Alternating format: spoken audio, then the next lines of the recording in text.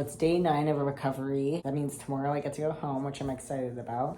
But kind of wanted to go over a couple things as, I had someone ask me today, like, what did my time here look like? So kind of wanted to just do a little bit of a review for y'all. So I left Alberta on the Sunday, and then I got here that night. So I only spent Sunday night and then all day Monday here in Montreal. And I was actually put into a hotel at the Holiday Inn for the 2 nights. And then from there, Monday morning, I got up from the hotel and then got a taxi from the hotel to here.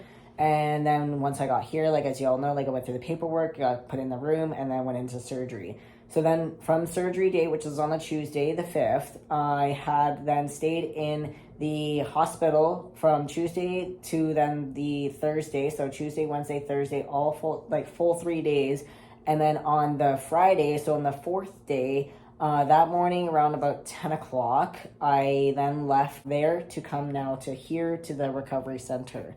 So yeah, 3 full days spent in the hospital, and then on your 4th day, you get then put into the recovery.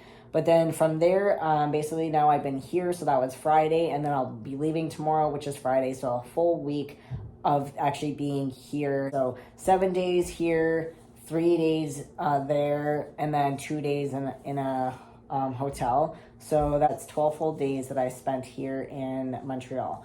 So in case you were ever looking into coming out of province and not living in Montreal, you would spend 12 days here outside of your province. But yeah, that's basically it for the recap for that. But then today is my last day here, so I did my shower, and then tomorrow morning I have a really early flight, so I'm not going to shower till I get home. But I did my last full shower here, and I switched things up a little bit because I was using their big bathroom, like a really, really big bathroom. It's probably bigger than my room right now. And what I was finding is like I was so cold. Like you can't have the water too hot because of your scars and stuff. So you have to have it kind of like a lukey-ish warm, but like it's not warm enough for me to stay warm. And I'm literally like shivering. So I asked the one nurse, can I switch to the smaller like bathroom? It's warmer as is.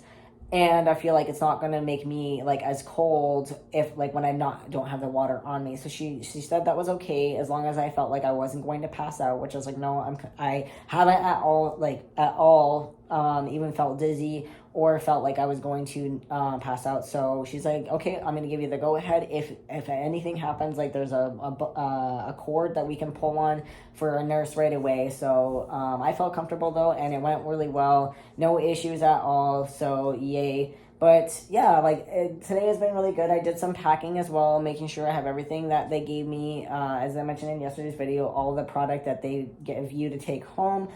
Packing all that up, make sure I can put it in my suitcase. Also have to do some final packing of my just personal stuff, but I'll do that like a little bit later this evening. And then the last thing I wanted to touch on is the catheter stuff. So kind of have an interesting funny story here is I may no longer need the catheter bag. We may have resolved the problem. And this is not something that I really thought about, nor did anyone tell me. So once I started using the catheter flip valve, when I came over to here, because the day on your 4th day, you switch from the bag to the valve. Well, in like a little bit of pain, but not a lot, but my leg was the most sore part of it. Was like just putting the weight on my leg was making it like really sore. So in order to compensate for that, I was putting my weight on my right leg so that I'm kind of sitting in a sense on my right leg. Well, in doing so, I think what was happening is I was pinching the actual tube and then creating it so the only things, like the only parts of the liquid that would come out is like what was ever in the tube or a little bit that could get through that, like with me pinching it. So it wasn't allowing it to completely empty. And I didn't really realize that was what was causing it because no one had said anything. Like no one had been asked when I mentioned that I was getting these bladder spasms when, it was coming out through under the urethra area. Like no one had asked oh, are you doing this, blah, blah, blah, whatever. So last night though, a nurse and I were, or the other night, I think it was last night or the night before, a nurse and I were talking about like the issue. And I was like, it's just so weird. Like I'm literally laying down like this in my bed for most of the day, but I'm like, it's flowing 100%. Like it was working completely. She's like, yeah, like, you know, maybe like just depending on how it's sitting or whatever, like sometimes it can get pinched, can cause it to like not come out properly. So I was like, okay, yeah, like that makes sense. And then like I got to thinking, I was like, I wonder, like maybe I was doing something wrong, like because like I said, no one had said anything, so I didn't know. And I was like, maybe I was doing something wrong. Maybe like, you know, I realized, you know, now I'm walking a little bit better. Now I'm standing a little bit better. And so last night I was like, hey, like I'm gonna ask if I can like switch from the bag back to the valve and just give it a shot, just see if it works.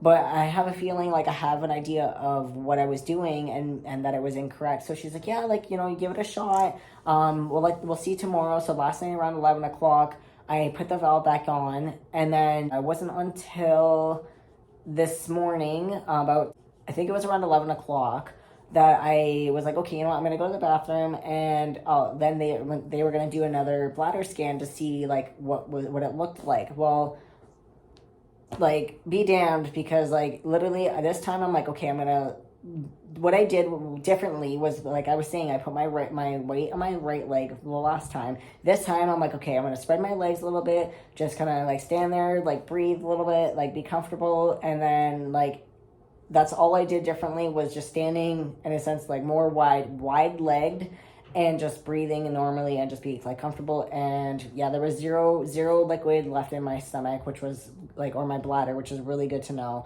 So in case this ever happens to anybody out there, I would say the first thing, if you're having issues with your valve not like distributing properly, check on how you're standing, because I did try and compensate, like I said, for the weight on the right leg. And so I was pinching it. So just make sure you're standing wide legged. I know it's a little bit sore, but honestly, in the end, I wish I would have known that in the beginning, because I was causing myself more issues than I really realized. I'm hoping that's what the problem was. It seems to be going well. I am still taking the bag home with me just in case it was something else, and maybe today's just a good day. But it is looking to be like a positive thing, and looks like we maybe have solved that problem. So yay. So yeah, just wanted to make that in case anybody else is out there is seeing this and you know has that issue. I think actually the only other final thing I wanted to touch on was I actually saw my surgeon today, or one of the surgeons, and we talked about just everything, like, and how it all looks. You know, he kind of was like not concerned, but I guess like felt bad because of like the way that things look on the left side. Like I was saying, it's a bit dark. It's going to be a little bit longer of a recovery. He did say that, and it's going to take a little bit of extra time for that to heal. I have a couple little dark spots that have come up on my arm, which one of them we think is a hematoma, possibly. But again, like that will hopefully resolve itself. But again, like I know I have a really great team here. If the issue, you know, persist, or if things seem to continue to get worse, like I will be staying in touch with them. But all in all, he seems to be positive on most everything. Like the bottom of my arm looks really great. Most of the top looks great. It's just one little section of the graft that is not looking the 100%, but also it's going to look worse before it gets better. So I'm trying not to get too upset about that right now.